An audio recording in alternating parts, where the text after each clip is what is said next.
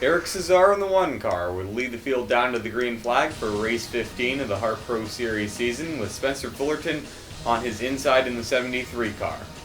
Eric Cesar would elect for the outside line, which normally works under conditions where the tires are a little bit more worn than they are now, but because this is the first lap, Spencer Fullerton got a big jump ahead of him down into turn 1, and he would take the lead.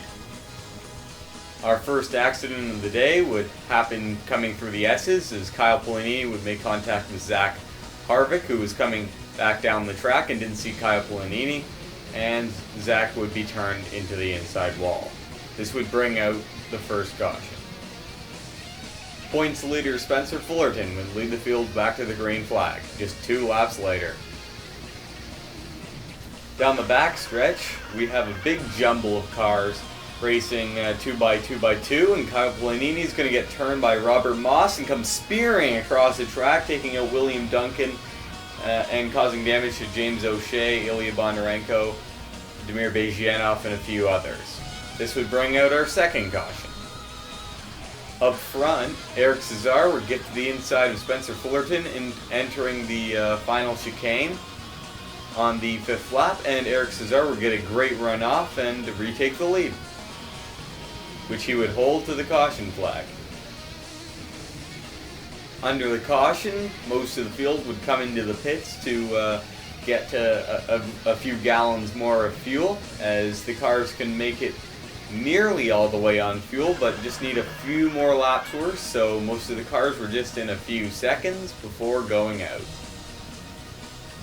Nathan Gibson in the 25 car would lead the field back to the green flag, as we can see a few cars coming to the pits that weren't able to do so, as drivers were contemplating whether or not to come in under this caution. Jacob Young making a big move into second place, making some contact with Luke Walker in the 5 car there, as Nathan Gibson would easily take the lead and would drive away a bit, as we see Spencer Fullerton trying to make his way back up the field, as the top 6 were on this restart were cars that, well, weren't in the top 5 before the caution. Over the last few laps, Eric Cesar has steadily picked off cars from around 7th or 8th place, and he moves up into 2nd as he's trying to get by Leo Walker, and it looks like he's going to be able to do so here. However, later, as we were coming down through the S's, Eric Cesar wouldn't get a very good run through the last part of the S's, and Leo Walker would retake 2nd, and Luke Walker would get into 3rd, as Eric Cesar held up everyone behind him, trying to slow down. Over the next few laps, the top 10 would eventually end up single file until Leo Walker would make a move for the lead after Nathan Gibson was very slow through the chicane, and Leo Walker would easily get it done on the outside before jumping back to the inside and getting a good run through the corner. However, that lead would not be for keeps, as on the same lap, coming through the 2 right-handers near the in the second half of the course, Leo Walker would blow a tire and would end up having to come in for a pit stop to repair some damage. As we see Leo Walker go into the pits, we have a nice battle going on for 3rd place, with Luke Walker and Dixie Normus giving each other lots of room and racing down through the S's. Jacob Young also wants to get in on this, as he is maneuvering between lanes, trying to find the best one, and the outside is best through there, and he will take 4th. While Luke Walker will maintain 3rd, and Dixie Normus falls back to around 6th or 7th. As Nathan Gibson would continue with the lead around halfway through the race, Penn Isman would slide off the course in the chicane and go hard in the tire wall. This would be the end of Penn Isman's day. Eric Cesar would fall back from Nathan Gibson for a few laps before reeling him back in and challenging for the lead here, as Nathan Gibson is trying to close the door, but Eric Cesar is hanging on in there on the outside. As they go down through the S's, Nathan Gibson almost clear of Eric Cesar, but he's still got his nose there. Eric Cesar pushes Nathan Gibson high. Oh, Nathan Gibson has tried to close the door, but he'll end up in the tires after he gets hooked off the bumper of Eric Cesar, and the leader goes out of the race.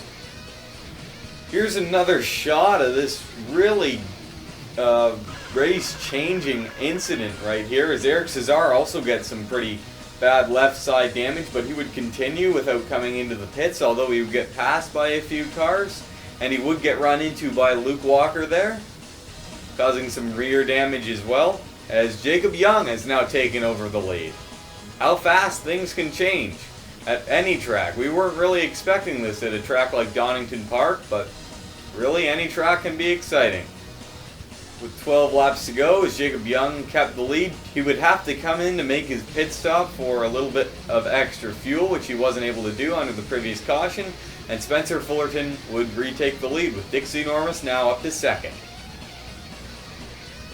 Way back in the pack, we see Andreas Allen get into Bend Over, and Bend Over would spin down the inside, spewing a little bit of engine oil onto the track, which would prompt the third caution and final caution of the race.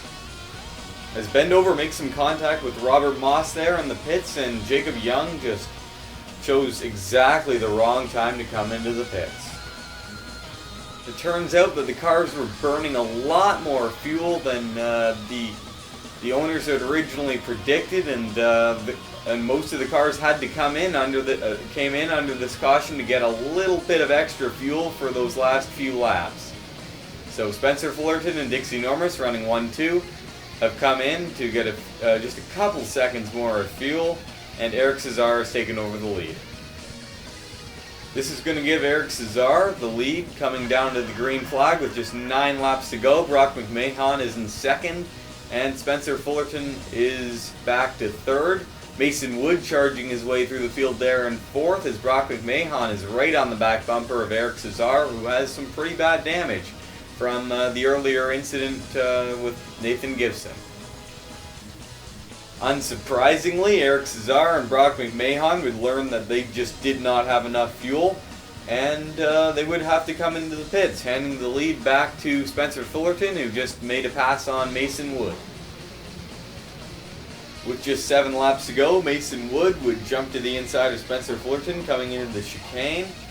And after getting a great run off, Mason Wood would take over the lead, although it is really unknown whether or not Mason Wood can make it the rest of the distance without coming in for a pit stop. Coming to 3 laps to go, Peter Saviano, who is running 27th in the 33 car after getting some damage, would plow one of the tire walls coming off of the chicane, and that would be the end of his day. This would not, however, bring out a caution.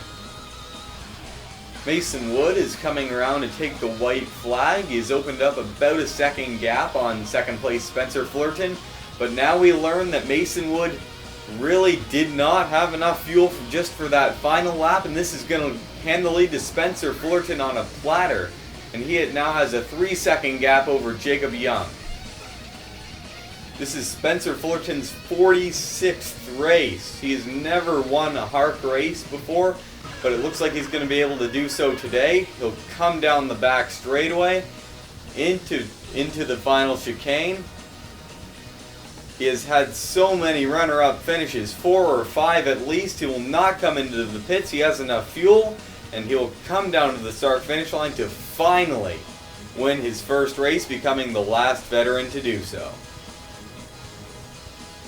Jacob Young in the 22 car, another veteran, would come across second.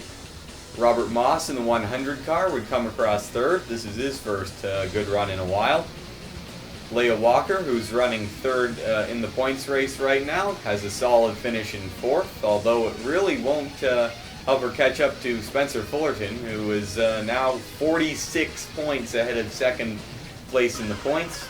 And Dixie Normus will come across the line in fifth, just edging out Gary Tam.